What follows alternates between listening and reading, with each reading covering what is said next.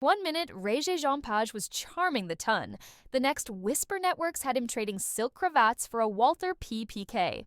Could Hollywood's smoothest newcomer really be the next James Bond, or is the internet sipping its own shaken not stirred fantasy? Let's dissect the meteoric rise, the shifting odds, and the deep-cut rumors that may crown him, or count him out, as 007's seventh era. Page's ascent felt instantaneous.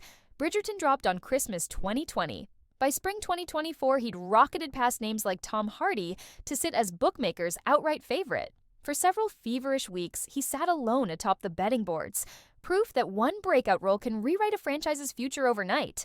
But in the casino of casting, early chips rarely stay put.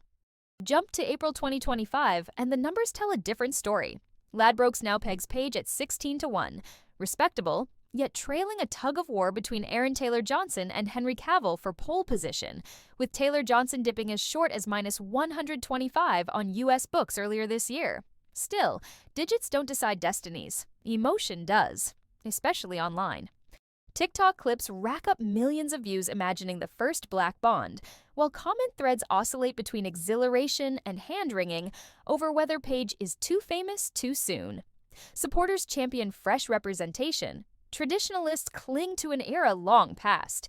Either way, every post rockets Page back into the algorithm. Yet the loudest voices online aren't always the ones Eon listens to. Inside the franchise, allies are speaking. Longtime Moneypenny actress Naomi Harris called Page sophisticated, athletic, and born for a tux. Meanwhile, Amazon-backed MGM now steers Bond's future after a reported $1 billion handoff, fueling theories the studio wants a globally recognized face to headline its first post-Craig cycle. Studio math matters, but the man himself remains inscrutable. Ask Page outright, and he offers a polite grin. The rumors are incredibly flattering, but all unverified.